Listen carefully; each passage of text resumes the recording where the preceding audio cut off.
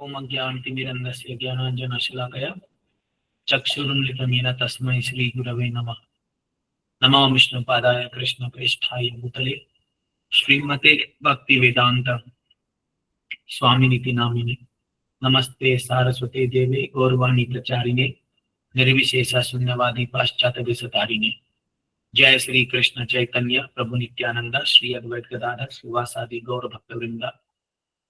हरे कृष्ण कृष्ण कृष्ण हरे हरे, हरे राम राम राम हरे हरे। हरे कृष्णा। सभी भक्तों हार्दिक स्वागत है। मैं जानता हूँ यहाँ पर काफी नए भक्त भी जुड़े हैं आज, जो लोग हमारे पुरी और मायापुर यात्रा में सहभागी होंगे। तो हमने ये जो यात्रा का अनुष्ठान किया है, तो उस विषय में आपको काफी सारी जानकारी और एक प्रकार से हमारी जो माइंडसेट है या हमारे मन की वृत्ति को हमें तैयार करना है। तो इसीलिए हमने ये कंपलसरी रखा है कि जो भी लोग यात्रा में आ रहे हैं उन्हें एटलीस्ट हफ्ते में एक दिन खाली आप बुधवार को 8 से 9 बजे तक क्लास में अटेंड करने का प्रयास कीजिए। ये आपके लिए बड़ा लाभदायक होगा, क्योंकि हम इसमें केवल शुद्ध भागवतम से चर्चा करते हैं। और जो भी यात्रा में आ रहे हैं उन लोगों के लिए हमने अनिवार्य किया है। क्यों? क्योंकि हम अपने ग्रुप में जो भी यात्रा लेके जाते हैं उसका मूल उद्देश्य है कि जो भी हमारी यात्रा में आ रहे हैं उनकी कृष्ण भावनामृत चेतना को आगे बढ़ाना। ये कोई टूरिज्म नहीं है और इस यात्रा से हमारा कोई भी मकसद नहीं है कि हमें कोई धन कमाना है या हमें कोई घुमाने फिराने लेके जाना है। ऐसा कुछ भी नहीं है। केवल ये उन्हीं लोग के लिए है जो लोग कृष्ण भक्ति में आगे बढ़ने के इच्छुक हैं और ये यात्रा उनको सहायक हो ये अपने कृष्ण भक्ति में आगे बढ़ने के लिए। तो यात्रा में जाने से पहले अगर हम उसकी चेतना को तैयार कर ले तो ये हमारे लिए बहुत अच्छा होगा। और अभी 1 महीने में जन्माष्टमी आने वाली है, तो इसीलिए अगर हम रेगुलरली हफ्ते में एक दिन भी अगर भागवतम सुनेंगे, पढ़ेंगे, चर्चा करेंगे तो हमारी चेतना बहुत शुद्ध बनेगी, सुंदर बनेगी। और फिर हम जब यात्रा धाम में जाएंगे तो धाम में उन चीजों का प्रकाशमान होगा, धाम के जो महत्व है वो हमें रियलाइज होगा, हमें साक्षात्कार होगा जब हम भक्तों के साथ एक अच्छे माइंडसेट के साथ धाम में जाएंगे। जनरली लोग सोचते हैं कि धाम में जाना मतलब केवल वहां चले गए और जगह घूम लिए, खाली साइट सीइंग करके आ गए, वहां की नदी में नहा लिए, थोड़ा दर्शन कर लिए, थोड़ा प्रसाद खा लिए, तो हमारी यात्रा हो गई। लेकिन शास्त्र ऐसा नहीं कहता है। शास्त्र कहता है यह तीर्थ शल्य बुद्धि सएव गोखरा। यदि कोई व्यक्ति धाम में जाकर के, तीर्थ स्थानों में जाकर के केवल गंगा में नहा के आ गया, वो पुण्यवान है, लेकिन फिर भी केवल वो नहा के आ गया या दर्शन करके आ गया, लेकिन हरि कथा का श्रवण नहीं किया, साधुओं का संग नहीं किया, तो वो खरा, उसे एक मूर्ख व्यक्ति की तरफ माना गया है। तो इसीलिए ऐसी यात्रा का कोई फायदा नहीं है, केवल जाकर ही घूम फिर के आ जाना नहीं। यात्रा मतलब भक्तों का संग हो और हमें कृष्ण भावनामृत हमारी आगे बढ़े। तो इन्हीं चीजों को आगे बढ़ाने के लिए हमने ये कंपलसरी किया है कि जो लोग भी यात्रा में जाएंगे उन्हें कंपलसरी हर वेडनेसडे अटेंड करना है। एटलीस्ट महीने में आप 3 तो मिनिमम 4 वेडनेसडे होता है, 2 या 3 मिनिमम आप अटेंड कीजिए। कोई दिन कोई कारणवश नहीं हो पाया तो समझ में आता है, बट ये क्लास अटेंड करना जरूरी है। और हम चाहते हैं कि जो भी यात्रा में जा रहे हैं वो पहले से एटलीस्ट एक माला हरे कृष्ण मंत्र जप करें। यहाँ पर कई सारे भक्त लोग हैं जो ऑलरेडी 16 माला कर रहे हैं, 12 माला, 8 माला, 4 माला कर रहे हैं, बट जितने भी लोग जाएंगे वो एक माला का जप करेंगे और 4 नियम पालन करने का प्रयास करेंगे। तो मैं लीडर से अनुरोध करूंगा, जो लोग भी यात्रा के लिए रिकमेंड कर रहे हैं, जिनको भी, अपने परिवार वालों को या जिनको भी, आप उनको पहले से तैयारी करा दीजिए, ये अच्छा रहेगा उनके लिए भी। क्योंकि जब वो धाम में जाएंगे तो उनकी चेतना सुंदर रहेगी, तो वो और धाम की महिमा को ग्रहण कर पाएंगे और फिर जो है हम अच्छे से यात्रा कर पाएंगे। क्योंकि यात्रा में बहुत मेहनत लगता है, वहाँ एकोमोडेशन, प्रसाद, कथा कीर्तन करना, इसमें बहुत लोगों की बहुत सारी मेहनत लगती है। तो हम चाहते हैं ये जो मेहनत भक्त लोग करते हैं उसका फल उनको मिले भक्ति के रूप में। हमें धन की कोई अपेक्षा नहीं है। धन तो हमें लेना पड़ता है, क्योंकि बिना धन के, अभी आप कहीं एकोमोडेशन बुक नहीं कर सकते, प्रसाद नहीं पा सकते, तो वो जरूरी है, ट्रेन में जा नहीं सकते, वो एक अनिवार्य चीज है। बट हमारा मेन मकसद है लोगों को भक्ति में आगे बढ़ाना। यही इस्कॉन का पर्पस है, प्रभुपाद जी का यही पर्पस था, और यही हमारा उद्देश्य हमेशा रहेगा। तो इसीलिए जो लोग अभी जुड़े हैं, नए लोग हैं, वो थोड़ा सा इसका बैकग्राउंड जान लीजिए कि हम क्या करने वाले हैं बुधवार को।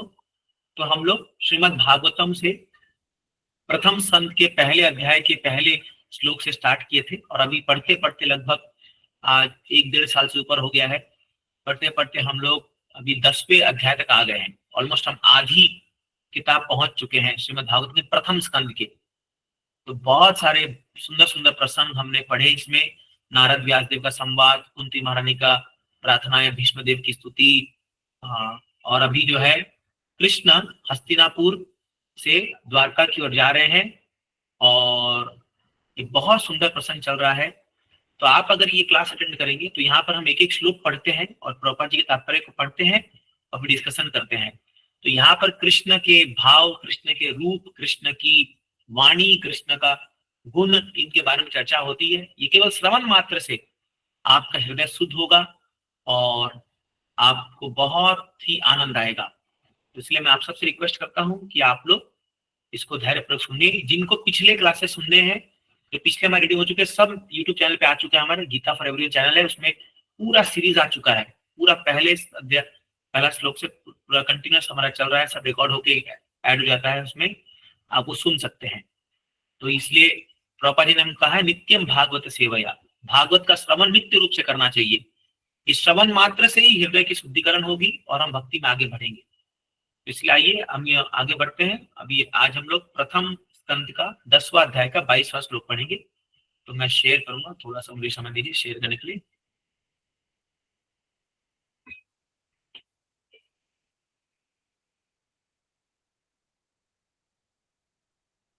यस, एक मिनट।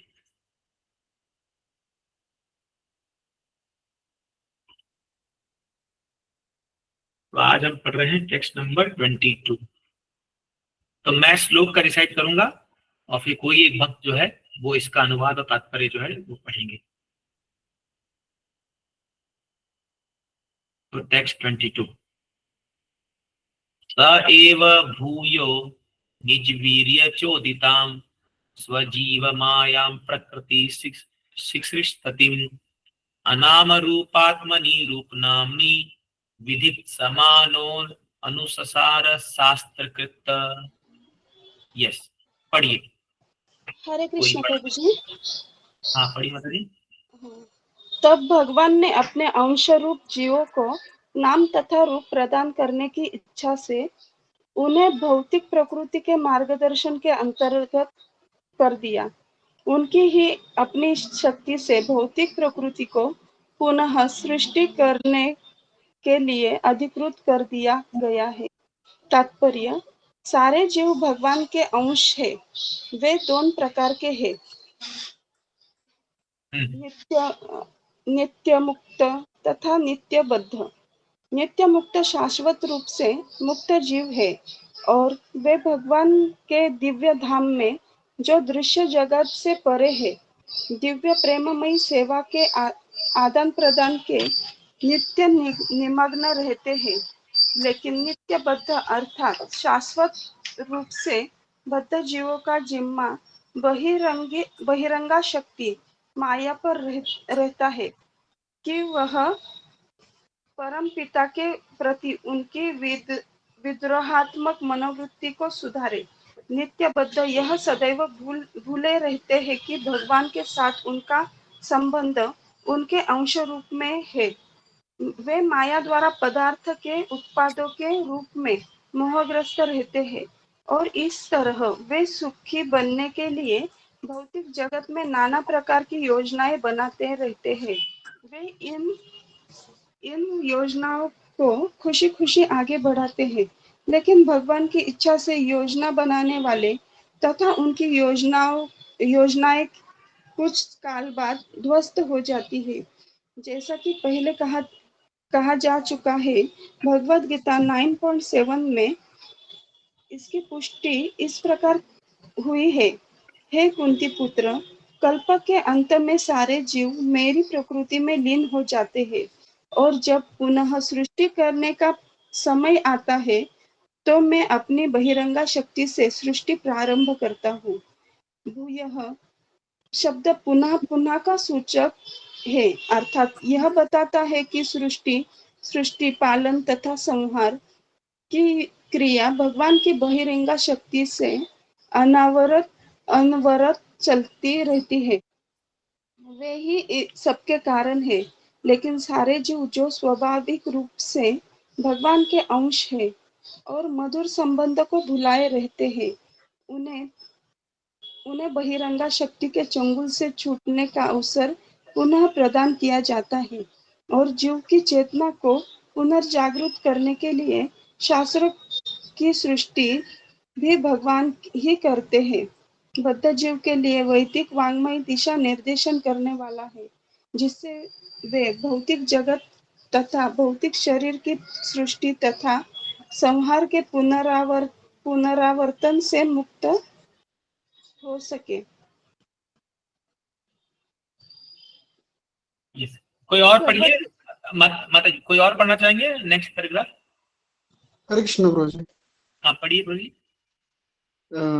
भगवत गीता में भगवान कहते हैं, यह उत्पन्न हुआ जगत तथा भौतिक शक्ति मेरे वश में है।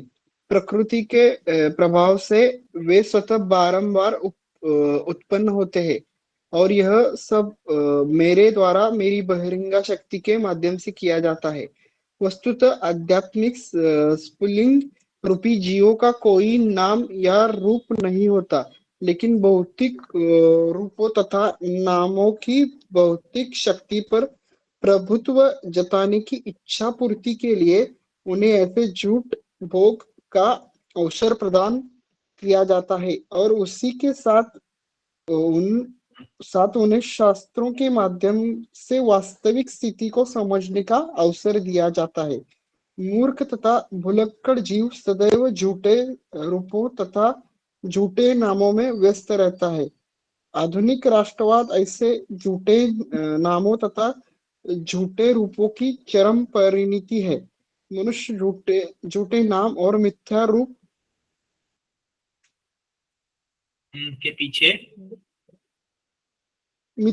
के पीछे पागल बने रहते हैं। किन्हीं परिस्थितियों में प्राप्त शरीर के रूपों को वास्तविक मान लिया जाता है और इस प्रकार से प्राप्त नाम भी अनेक वादों के नाम पर शक्ति का दुरुपयोग करने में बद्ध जीवों को मोहित करता है। तथापि शास्त्र वास्तविक स्थिति को समझने के लिए संकेत प्रदान करता है, किंतु लोग विभिन्न देश काल के लिए भगवान द्वारा निर्मित शास्त्रों से शिक्षा ग्रहण करते हुए कतराते हैं। उदाहरणार्थ भगवत गीता में प्रत्येक मानव के लिए पथ प्रदर्शिका है, लेकिन भौतिक शक्ति के जादू से वे भगवत गीता द्वारा बताई गई जीवन शैली को नहीं अपनाते। जिसने भगवत गीता के सिद्धांतों को पूरी तरह समझ लिया है, उसके लिए श्रीमद् भागवत स्नातकोत्तर अध्ययन का विषय है। दुर्भाग्यवश लोगों में उसके लिए रुचि नहीं है, अतएव वे माया के चंगुल में फंसकर बारंबार जन्म मृत्यु के चक्र में आ जाते हैं। Okay, thank you. या हरे कृष्णा। तो यहाँ पर ये जो स्त्रियां हैं जो अपने छत पर चढ़ करके भगवान जब जा रहे हैं हस्तिनापुर से, तो ये जो वहां की जो स्त्रियां हैं ये अपने छत पर चढ़ करके ये आपस में बातचीत कर रही है। और ये जो है ये क्या बातचीत कर रही है कि वही भगवान है जिनकी आज्ञा से ये सृष्टि का बार बार सृजन और संहार होता है, पुनः पुनः, तो बार बार।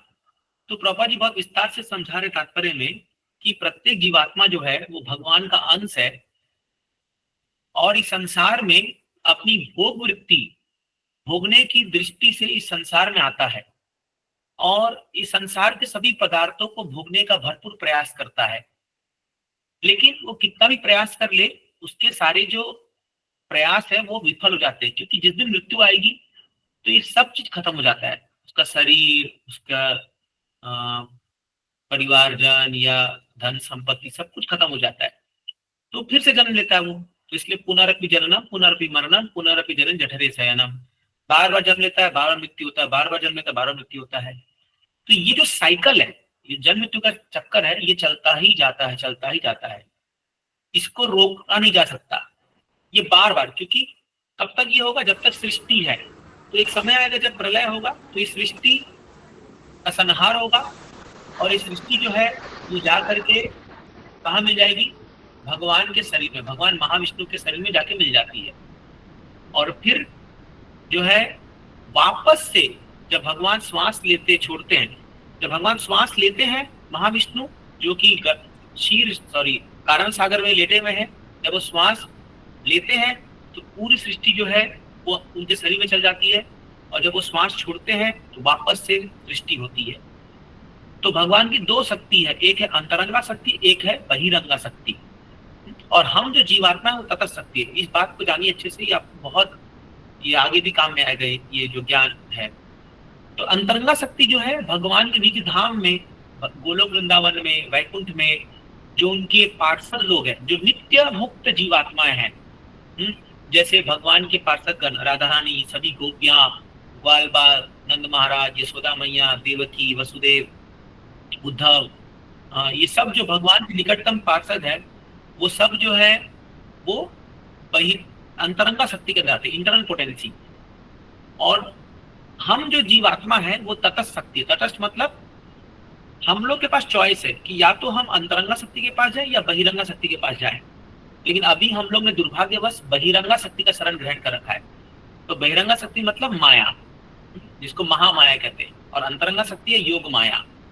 तो बहिरंगा शक्ति क्या करती है, वो जेल कीपर के समान है, जो सभी उन जीवात्माएं जो भगवान से विलग होकर के, भगवान से अलग होकर के इस संसार को भोगने का प्रयास करते हैं, उनको तरह तरह की यातना देती है।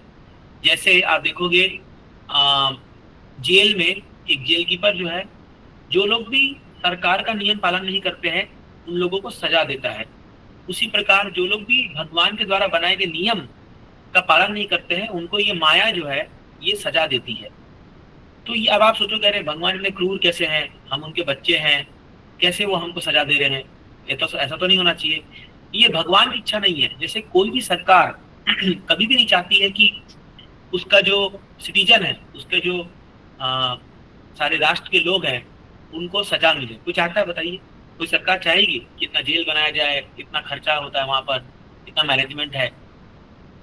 बट सरकार जानती है कि कोई ना कोई ऐसे लोग जरूर आएंगे जो समाज में उपद्रव फैलाएंगे, जो समाज में जो है चोरी चकारी करेंगे, हाँ डकैती डालेंगे, लूटपाट करेंगे। तो ऐसे लोगों को कंट्रोल करने के लिए जेल बनाना पड़ता है। उसी प्रकार इस सृष्टि की रचना की कोई दरकार नहीं थी भगवान को, लेकिन भगवान जानते थे कि ऐसे जीवात्मा होंगे जो लोग जो है जो अपनी स्वतंत्र इच्छा से भगवान के नियमों का बहिष्कार करके इस सृष्टि को भोगने का प्रयास करेंगे, या उनको एक अलग अपना सृष्टि चाहिए। जैसे एक पिता के दो बेटे हो सकते हैं। एक बेटा होता है जो पिता का आज्ञाकारी मान करके उनकी इच्छा से घर में रहता है, तो पिताजी अपने सारा संपत्ति उसको दे देते हैं। लेकिन और एक बेटा होता है जो पिता के संपत्ति को लूटने का प्रयास करता है और फिर घर छोड़ के चला जाता है, तो पिताजी को उसके लिए अलग से कुछ व्यवस्था करना पड़ता है। तो हम लोग ऐसे बच्चे हैं जो भगवान को छोड़ करके स्वतंत्र प्रयास करने, मैंने आनंद करने का प्रयास कर रहे हैं, और इसीलिए भगवान को हमारे लिए एक अलग स्थान बनाना पड़ा। बट दुर्भाग्य की बात यह है कि इस स्थान में हम कितना भी प्रयास कर ले, क्योंकि हमारा हृदय जो है वो भगवान की भक्ति के बिना असंतुष्ट रहेगा। हम कितना भी प्रयास कर ले संसार में, चाहे कितना भी ऐशो आराम हो जाए, चाहे कितना ही बड़ा बिल्डिंग हो जाए, धन हो जाए, संपत्ति हो जाए, पूर्ण रूप से हम संतुष्ट नहीं हो सकते। ये संभव नहीं है, क्योंकि इस संसार में मृत्यु हमारे सारे प्लान को रोक देती है। जन्म, मृत्यु, जरा, व्याधि, ये चार चीज ऐसी एक समस्या यहाँ पर है जो हमारे सारे जो भोगने की जो इच्छाएं हैं उस इच्छाओं को खत्म, मतलब उस इच्छा में रोक लगा देती है। तो इसीलिए ये बार बार जो चक्कर चला जा रहा है जन्म मृत्यु का, इससे बाहर निकलना है। और इससे बाहर निकलने का एक ही तरीका है, वो है भक्ति योग, जो कि भगवान अपने शास्त्र में हमें पढ़ाते हैं, जैसे भगवत गीता और श्रीमद् भागवतम। लेकिन फिर प्रभुपाद जी कहते हैं कि कुछ लोग ऐसे हैं, इतने ढीठ हैं कि वो लोग इन ग्रंथों का कभी इस्तेमाल नहीं करते। तो वो लोग जो है, ये लोग कभी भी ग्रंथ की बात को नहीं मानेंगे, अपना ही मनमर्जी करेंगे। इवन सो कॉल्ड जो लोग धर्म के पालक अपने आप को कहते हैं, लेकिन वो जब ग्रंथों को नहीं मानते हैं, ग्रंथों का अनुसरण नहीं करते हैं, तो वो कभी भी जीवन में सही मार्ग में नहीं जा पाएंगे। तो खासकर भारत में देखते हो, 1000 प्रकार के ग्रंथ है, 1000 पथ है, ये है। तो लोग, सब व्यक्ति अपने अपने मत को करते हैं, लेकिन ये सही नहीं है। जब तक हम एक प्रामाणिक ग्रंथ का सहारा नहीं लेकर के आगे बढ़ेंगे, तब तक हमें सही आध्यात्मिक मार्ग नहीं मिल पाएगा। इसलिए प्रभुपाद जी कहते हैं श्रीमद् भगवत गीता और श्रीमद् भागवतम, ये 2 ग्रंथ ऐसे महान ग्रंथ है जो हमें एकदम सटीक रूप से, सही तरीके से भगवान की भक्ति कैसे करके इस संसार के से मुक्ति प्राप्त करके भगवत धाम जाने का मार्ग हमें बताते हैं। तो इसका हमें पालन करना चाहिए। ठीक है, आइए अगला श्लोक पढ़ेंगे, टेक्स्ट 23।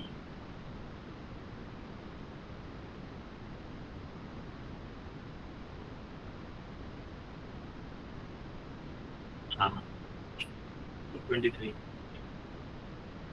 सवा अयम यत् पदमत्र सूर्यो जितेन्द्रिया निर्जितमात् ऋष्वन् पश्यन्ति भक्त्युत्कलिता मलात्मना ननवेसा सत्वं परिमार्ष्टुमर्हति।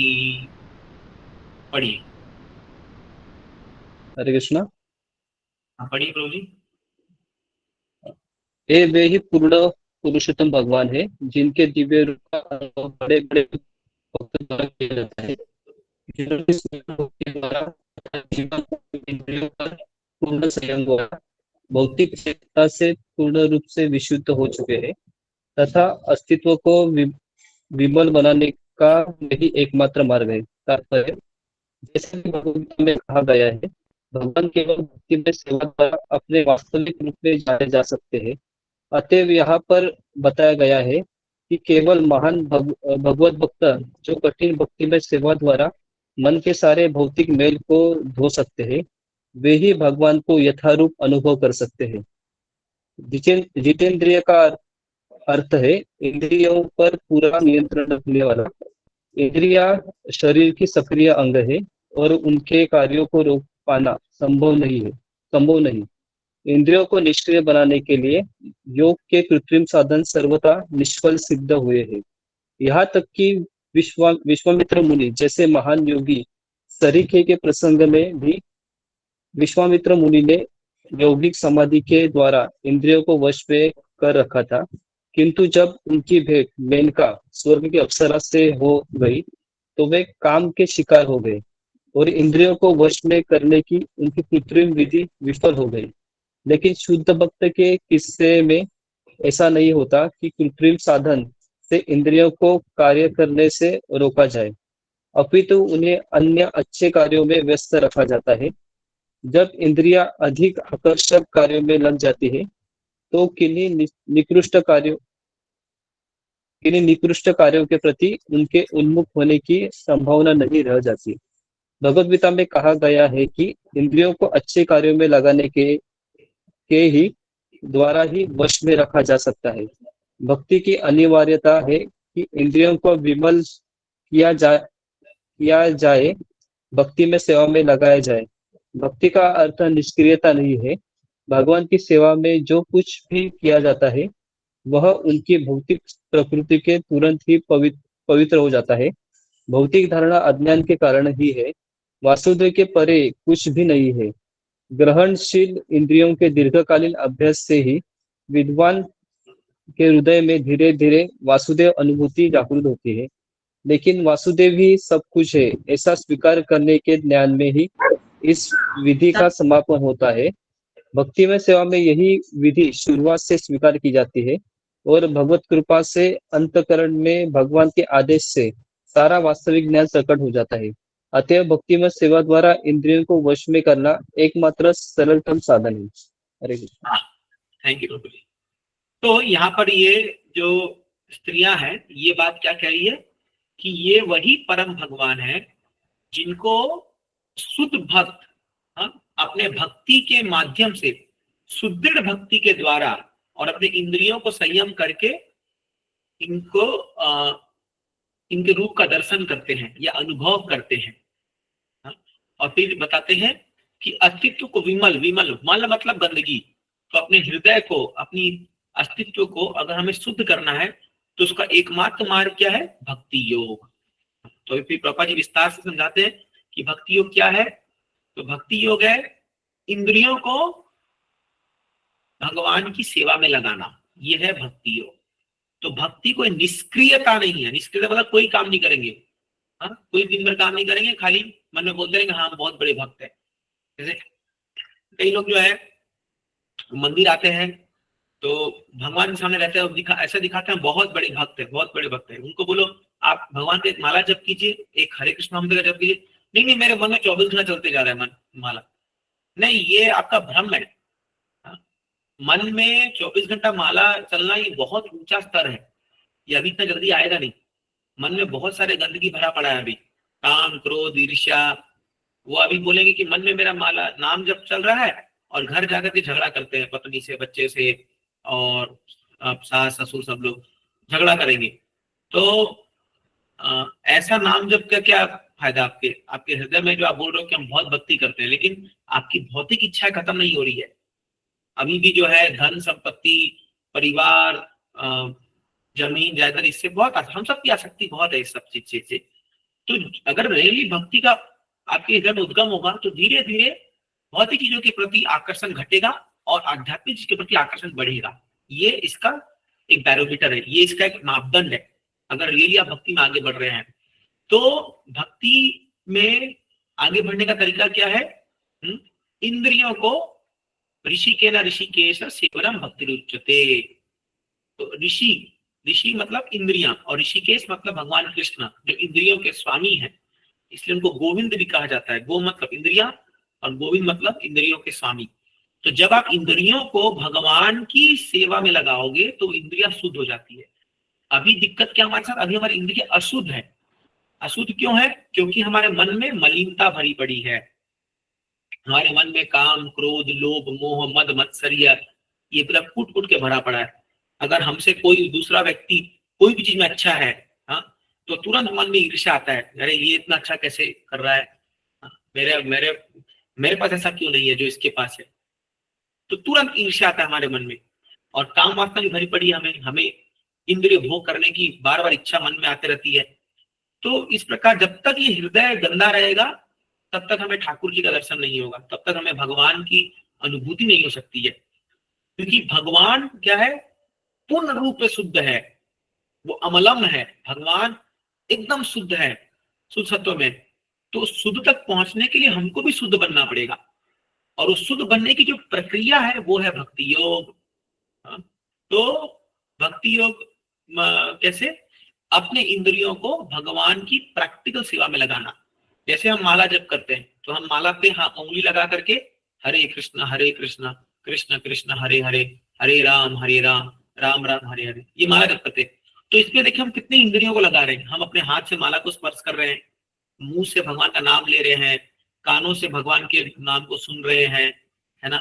हम आंखों से भगवान के विग्रह का दर्शन करते हैं मंदिर में, नाक से भगवान को चढ़ाया हुआ फूल या भगवान को चढ़ाया हुआ इत्तर को सूंघते हैं, मुंह से भगवान का गुणगान करते हैं, प्रसाद को खाते हैं, है ना। और ये शरीर से भगवान के मंदिर को साफ करते हैं, भगवान के विग्रह के सामने डांस करते हैं, कीर्तन करते हैं भक्तों के साथ। तो इस प्रकार जब हम इंद्रियों को सेवा में लगाएंगे भगवान की, ऐसा कंटिन्यूअस करते करते करते करते एक समय आएगा जब ये इंद्रियां अमलम हो जाएगी, इससे सारी गंदगी चली जाएगी। और जब ये गंदगी जाएगी तब आपको भगवान का साक्षात दर्शन होगा, तब आपको दर्शन होगा भगवान का, आप भगवान को महसूस कर पाओगे।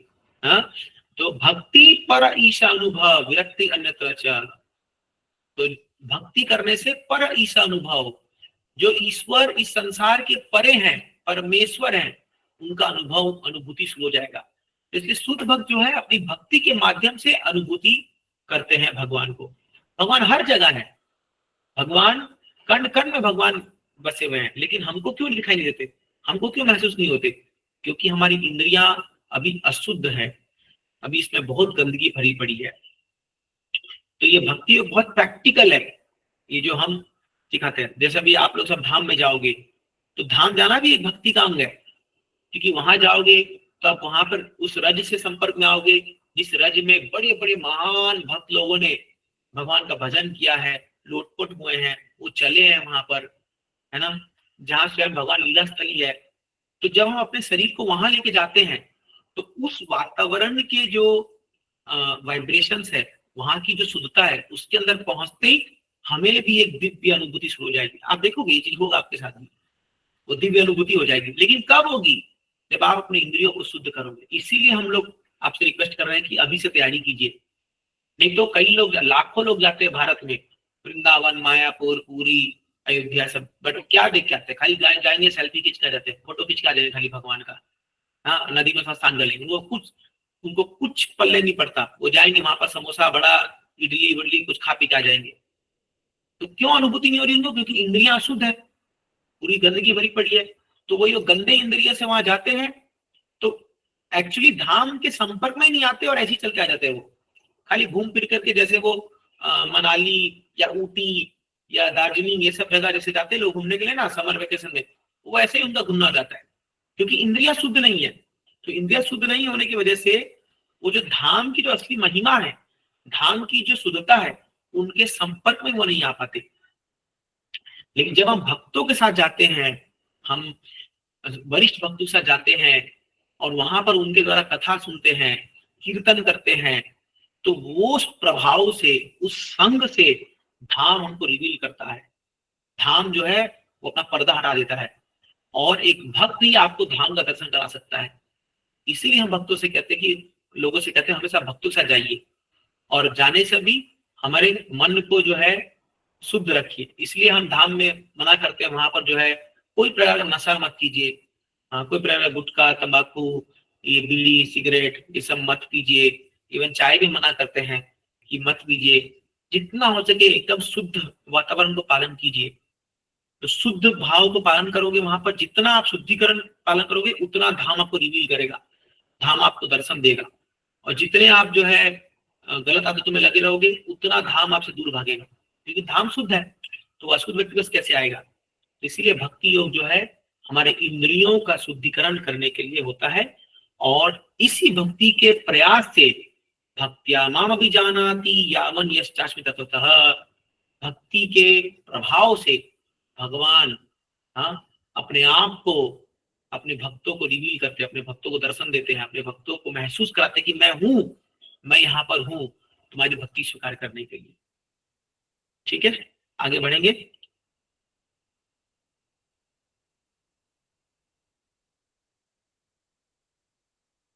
यस, तो अभी हम पढ़ रहे हैं टेक्स्ट नंबर 24। एक मिनट।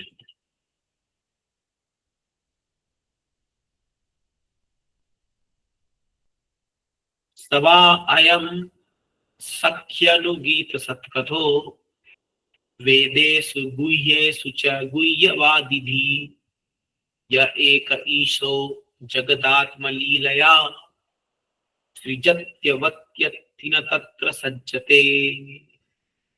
पढ़िए, कौन पढ़ना चाहेगा? हरे कृष्ण प्रभु जी। पढ़िए। हे सखियों, हाँ, कंटिन्यू माता जी। हे सखियों, यहाँ पर वही श्री भगवान है जिनके आकर्षक तथा गोपनीय लीलाओं का वर्णन महान भक्तों द्वारा वैदिक साहित्य के गुह्यतम अध्यायों में हुआ है। वे ही भौतिक जगत की सृष्टि, पालन तथा संहार करने वाले हैं, फिर भी वे उससे अप्रभावित रहते हैं। तात्पर्य, श्रीमद् भगवद गीता में कहा गया है कि समस्त वैदिक साहित्य भगवान श्री कृष्ण की महानता का यशगान करता है। यहाँ पर श्रीमद् भागवतम में भी इसकी पुष्टि की गई है। वेदों की अनेक शाखाएं तथा उपशाखाएं हैं और इसका विस्तार महान भक्तों यथा श्रील व्यासदेव, श्री नारद मुनि, श्रील शुकदेव गोस्वामी, कुमारगण, भगवान श्री कपिल, प्रहलाद, जनक, बलि तथा यमराज जैसे श्री भगवान के प्रत्यावेश अवतारों द्वारा हुआ है, लेकिन उनकी लीलाओं का गुह्य अंश अंतरंग भक्त श्रील शुकदेव गोस्वामी द्वारा श्रीमद् भागवतम में विशेष रूप से वर्णित हुआ है। वेदांत सूत्र या उपनिषदों में उनकी लीलाओं के गुह्य अंशों का संकेत मात्र हुआ है। उपनिषदों जैसे वैदिक शास्त्रों में श्री भगवान के दिव्य स्वरूप का भौतिक अवधारणा से भेद स्पष्ट रूप से बताया गया है। उनका अस्तित्व पूर्ण रूप से आध्यात्मिक होने के कारण उनके रूप, नाम, गुण, साज सामान इत्यादि को विस्तार पूर्वक पदार्थ से भिन्न दिखाया गया है। इसीलिए कभी कभी अल्प बुद्धि वाले उन्हें निराकार मानने की गलती कर बैठते हैं, लेकिन वास्तव में वे परम पुरुष श्री भगवान हैं और परमात्मा या निराकार ब्रह्म के रूप में उनकी अभिव्यक्ति मात्र आंशिक रूप से ही होती है।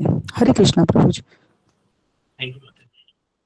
तो यहाँ पर जो है, ये जो माताएं हैं जो ये अपने घर के छत के ऊपर में जो चर्चा कर रही है, वो ये कह रही है कि भगवान की जो आकर्षक और गोपनीय लीलाएं हैं, गोपनीय लीला मतलब रासलीला, जैसे भगवान जो गोपियों के साथ लीला किए हैं, तो ऐसे लीलाओं का वर्णन बड़े बड़े भक्तों द्वारा वैदिक साहित्य के गुह्यतम अंशों में हुआ है।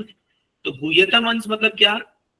जैसे भगवान गीता में कहते हैं कि भाई हर कोई मेरे इस रूप को नहीं जान सकता, नाहम प्रकाश सर्वस्य योग माया समावृता मूढ़ोयम ना भी जानाति। तो भगवान गीता में कहते हैं कि नाहम प्रकाश सर्वस्य, मैं हर व्यक्ति को, हर किसी को अपना दर्शन नहीं देता हूं, अपना प्रकाश नहीं देता हूं, या सब लोगों को मैं अपने आप को रिवील नहीं करता हूं। क्यों? योग माया समावृता, योग माया मुझे ढकी रहती है। तो योग माया से भगवान ढक जाते हैं अपनी इच्छा से। ऐसा नहीं कि माया भगवान पर हावी होती है, माया कभी भगवान को छू नहीं सकती, क्योंकि भगवान मायाधीश है, हम मायाधीन है, हम लोग माया के वश में आ जाते हैं, लेकिन भगवान माया के ऊपर रहते हैं, मायाधीश है, माया के स्वामी है वो। तो लेकिन भगवान अपने, जैसे जब प्रधानमंत्री या कोई बड़ा मिनिस्टर आता है तो कैसे उनकी सिक्योरिटी को ढक लेते पूरा, आप पहुंच नहीं सकते उन तक। आप पहुंच जाने का प्रयास करोगे तो तुरंत आपको जो है हटा देंगे वो एकदम, और हाथ मार हटा देंगे, आपको पूरा अरेस्ट कर लेंगे वो लोग। आम आदमी नहीं जा सकता उन तक। लेकिन कोई खास व्यक्ति है, मान लो प्रधानमंत्री का कोई रिलेटिव है, कोई उनकी माँ है, कोई है, तो वो एकदम नजदीक जा सकती है ना, क्योंकि वो उनसे संबंधित है। तो प्रधानमंत्री बोलेंगे अपनी सिक्योरिटी को, सिक्योरिटी आप हट जाओ, ये मेरी माँ है, या ये मेरा भाई है, या ये मेरा जो भी रिलेटिव है, या कोई खास व्यक्ति है। उसी प्रकार भगवान की माया से घिरे होते हैं, तो भगवान के आसपास की माया उनको घेर के रखती है, ऐसा प्रोटेक्टिंग गार्ड। तो जब कोई आम आदमी या बद्ध जीवात्मा हम जैसा व्यक्ति को जाएगा तो वो लोग हम माया को दूर भगा देते हैं, तुम नहीं आ सकते भगवान पास। लेकिन जब हम भक्ति करते हैं तो भगवान माया को क्या बोलते हैं? माया हट जाओ, ये मेरा व्यक्ति है, ये मेरा भक्त है, ये मुझे बहुत प्रिय है, इसको आने दो। तब जैसी वो माया हटती है तब हमको भगवान का दर्शन होता है। इसीलिए ये माया हटाने का काम क्या है? ये भक्ति द्वारा होता है। जब आप शुद्ध भक्ति करेंगे, भगवान की सेवा करेंगे, तो धीरे धीरे माया का जो ये आवरण है ये हट जाएगा। माया का हम पर भी आवरण चढ़ रखा है अभी। हाँ, तो माया की दो प्रकार की शक्ति होती है, एक होती है प्रक्षेपात्मिका, एक होती है आवरणात्मिका। तो आवरणात्मिका मतलब माया हम पर एक आवरण कर रखी है, जिसके फलस्वरूप हम क्या सोचते हैं? मैं ये शरीर हूँ, हाँ, इस संसार को भोगना ही मेरा लक्ष्य है, हाँ, ये सब मेरे परिजन है, ये मेरा है, ये मेरा है, ये मेरा है। ये आवरण हो रखा है मेरे ऊपर। और प्रक्षेपात्मिका मतलब क्या है? जो भुला देती है। प्रक्षेप मतलब आक्षेप। जो हमारी शुद्ध चेतना है कि हम भगवान के दास हैं, जीवेर स्वरूप है कृष्ण नित्य दास, तो ये जो चेतना है इसको भुला देती है माया। तो हम लोग एकदम भ्रमण में घूम रहे हैं, अरे मैं कौन हूँ? हम लोग को आइडेंटिटी क्राइसिस हो रखा है, पता अपनी असली पहचान को पता नहीं है। तो अभी हम लोग कुछ 60-70 साल के लिए मानते हैं ये मेरी पत्नी है, ये मेरे बच्चे हैं, ये मेरे ये है। जैसे ही शरीर छूटेगा सब खत्म, फिर अगला सेटअप शुरू, फिर अगले माँ बाप शुरू, फिर अगले जन्म में शादी करेंगे, फिर अगले बच्चे, ये वो सब। तो इसीलिए ये माया कहते हैं। माया क्यों कहते हैं इसको? क्योंकि ये टेम्पररी है, ये टिकने वाला नहीं है, परमानेंट नहीं है। और ये वास्तविकता है, ये सच्चाई है, ये ठीक है, लेकिन ये केवल इस शरीर तक लिमिटेड है। इसके बाद इसका कोई अस्तित्व नहीं है ना, कोई अस्तित्व नहीं है इसके बाद। लेकिन भगवान से हमारा संबंध नित्य है। ये सबसे बड़ा डिफरेंस है। कृष्ण जीवेर स्वरूप है, कृष्ण नित्य दास। नित्य मतलब क्या? इटर्नल, कभी खत्म नहीं होगा। चाहे हम ये शरीर में रहें चाहे नहीं रहें, चाहे हम कुत्ते के शरीर में जाए, बिल्ली के शरीर में जाए, गधे के शरीर में जाए, जो भी शरीर में जाए, कृष्ण के दास हम रहेंगे नित्य रूप से। तो इसीलिए मनुष्य जीवन का लक्ष्य क्या है कि उस स्थिति को, वो जो हमारा दासत्व है भगवान के प्रति, उसको हम वापस से रिगेन कर ले। तो इसलिए भक्त लोग प्रार्थना करते हैं, भगवान अपनी माया को हटाओ हमारे ऊपर से, ताकि हम आपको एक आपके सुंदर रूप को देख सके, ताकि हम आपको निहार सके, हम आपकी सेवा कर सके उन इंद्रियों से। तो इसलिए यहाँ पर कह रहे हैं कि गुह्यतम, भगवान गुह्य है, रहस्यम। जैसे भगवान गीता में अर्जुन क्या कहते हैं, भक्तोसी में सखा चेती रहस्यम उत्तमम। हे अर्जुन, क्योंकि तुम मेरे भक्त हो और तुम मेरे सखा हो, तुम मेरे रहस्य को जान सकते हो और दुनिया में कोई नहीं जान सकता। तो एकमात्र तरीका है भगवान को जानने का, उन तक पहुंचने का, वो है भक्ति योग। इसीलिए ये भक्ति योग को दृढ़ता पूर्वक जो पालन करते हैं जो भक्त लोग, उनको भगवान रिवील कर देते हैं। जैसे फॉर एग्जाम्पल भगवान के रासलीला में घुसने के लिए नारद मुनि तक गए थे, शिवजी भी गए थे, है कि नहीं? लेकिन क्योंकि भगवान ने शुद्ध भक्त है तो भगवान ने उनको एंट्री दिया, पर मनुष्य रूप में नहीं, मतलब पुरुष के रूप में नहीं। नारद भी गोपी बन के गए, शिवजी भी गोपी बन के गए। गोपीश्वर महादेव है ना वृंदावन में, नारद भी कुसुम सरोवर में उनको डुबकी लगाए थे और वो नारदीय गोपी बन के पैदा निकले बाहर। तो फिर दोनों जो है भगवान लीला में भाग लिए। तो इसलिए ये जो भगवान की गुह्य लीला है, ये श्रीमद् भागवतम के 10वें स्कंद में आती है, लेकिन हम डायरेक्ट वहां नहीं पहुंच सकते, हमें स्टेप बाय स्टेप जाना होगा। धीरे धीरे करते करते जब हमारे हृदय का शुद्धिकरण होगा, तब हम धीरे धीरे जो है हम वहां तक पहुंच पाएंगे, है ना? तो इसीलिए भगवान की भक्ति ये मानव समाज में सबसे बड़ी उपलब्धि है, सबसे बड़ी उपलब्धि, क्योंकि ये हमारे सभी समस्याओं को खत्म करने वाली है। हमारी वास्तविक समस्या है जन्म मृत्यु जरा व्याधि। बाकी जो समस्या अभी हमारे जीवन में है, थोड़ा धन कम है या बुद्धि कम है या जो, वो तो ठीक है, वो तो आएगा जाएगा। बट सबसे बड़ी समस्या क्या है? हमारा शरीर बूढ़ा हो रहा है, हमारा शरीर जो है धीरे धीरे मृत्यु की ओर आगे बढ़ रहा है, उसको कैसे रोका जाए, how to stop birth disease old age death, ये सबसे बड़ी समस्या है। इसका उपाय ढूंढना होगा और वही है गीता भागवतम से हमको मिलता है कि भक्ति योग के माध्यम से इसको हम कर सकते हैं। ठीक है, तो आज हम यहीं पर विराम देंगे। 24 लोग हम पढ़ चुके हैं, 24 लोग। अगर जब कोई प्रश्न है तो आप पूछ सकते हैं।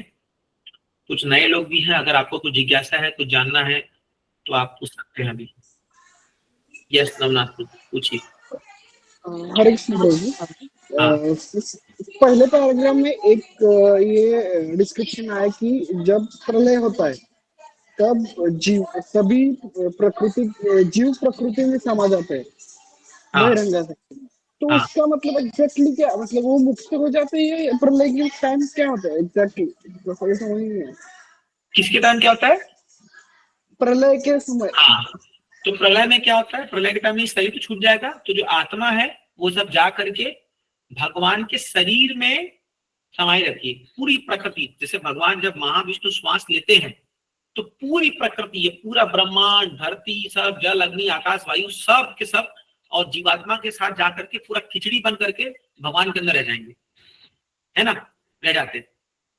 तो उनका अलग से कोई अस्तित्व नहीं रहता, वो वहां पर बस पड़े रहते हैं कई साल बाद। जब फिर भगवान वापस से श्वास छोड़ेंगे तो फिर से बाहर निकल के आते हैं और फिर से सब अपना अपना मनुष्य को शरीर, मैंने जो जीवात्मा को शरीर मिलता है और अलग अलग सृष्टि की रचना होती है।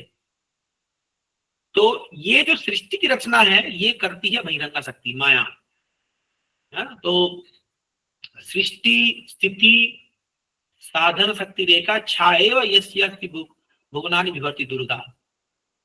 तो ये जो दुर्गा है, जो माया देवी है, ये सृष्टि भी करती है और सृष्टि में मदद करती है और ये जीवात्मा का पालन भी करती है और संहार भी करने में मदद करती है। इसके जो अल्टीमेट कॉज वो भगवान है, लेकिन ये भगवान को सहायता करती है वो काम करने के लिए, है ना? तो इसीलिए सब मिक्स हो जाता है।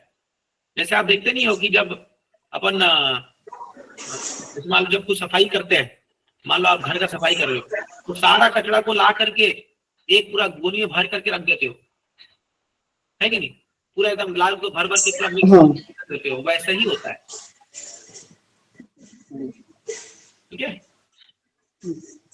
ओके। कोई और प्रश्न किसी का? हरे कृष्ण प्रभु जी, दंडवत प्रणाम। हाँ बोलिए माता जी।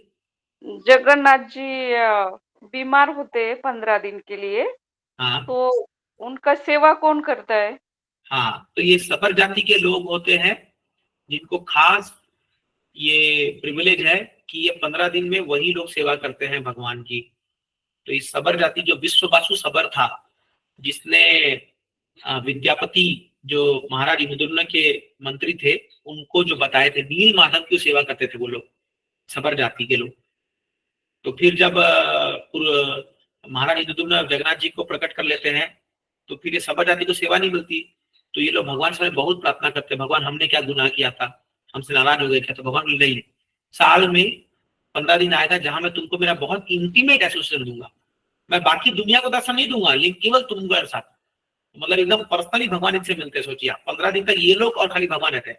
अभी बाकी दिनों में तो भगवान पूरा खुले रहते हैं, सबके सामने रहते हैं, मतलब सब पूरा दुनिया देखते रहता है, दर्शन करता है। लेकिन 15 दिन केवल सबर जाति के लोग जो इन पारंपरिक आते हैं वो लोग सेवा करते हैं। फिर वही लोग ही रथ यात्रा में भी लेके आते हैं, भगवान को बाहर लेके आते हैं, जो पूरा वो पहाड़ी विजय करके लाते पूरा करते हैं, ये लोग सेवा करते हैं।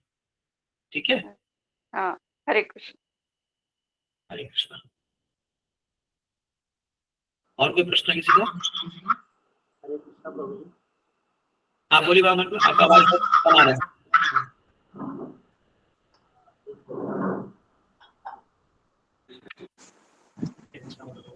प्रभु जी अभी आ रहा है आवाज?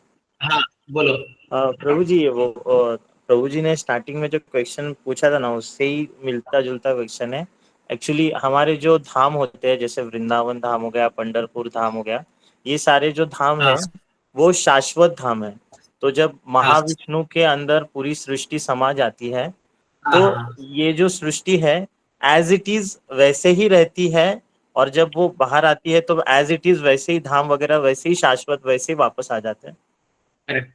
देखो धाम का जो है, ये जो भी आप रूप देख लो आगे, ये तो भौतिक रूप से हम देख रहे हैं ना, जो ये सड़कें हैं, मिट्टी है, ये है, लेकिन इसका एक आध्यात्मिक काउंटर पार्ट भी है ना।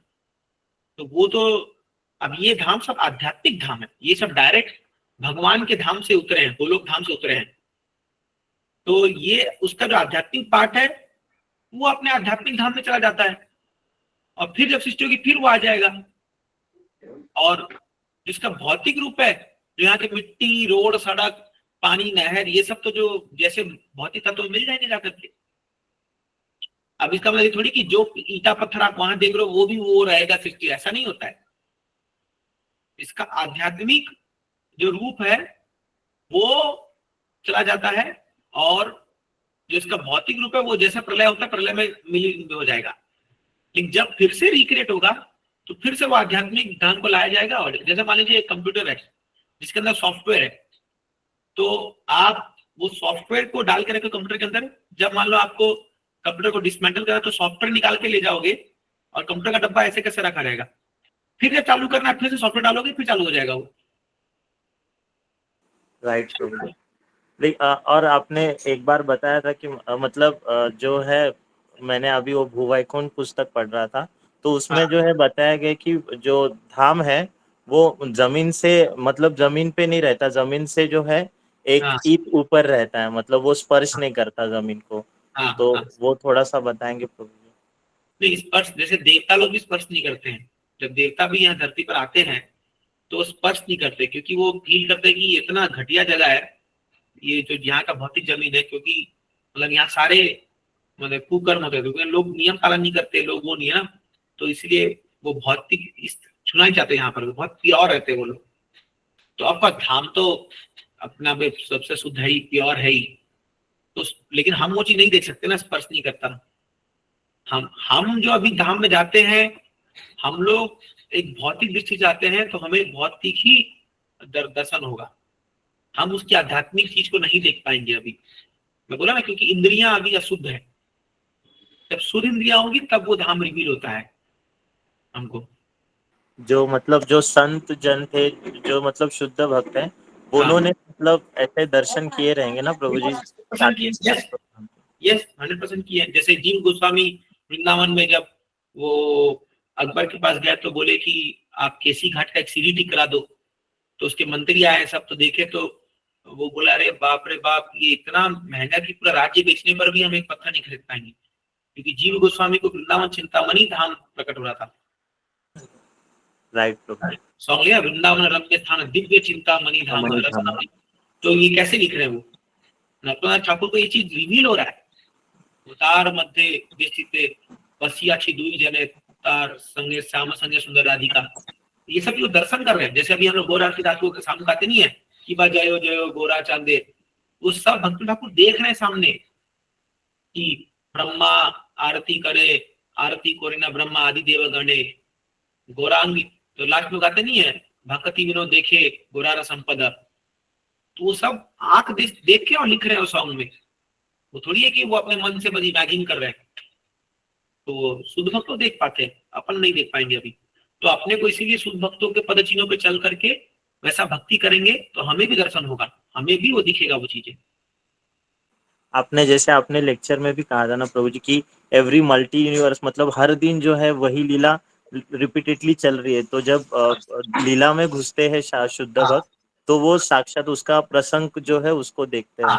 करेक्ट, मतलब जिस यूनिवर्स में चल रहा होगा उस यूनिवर्स में। Correct. Thank you Prabhu ji. Hare Krishna.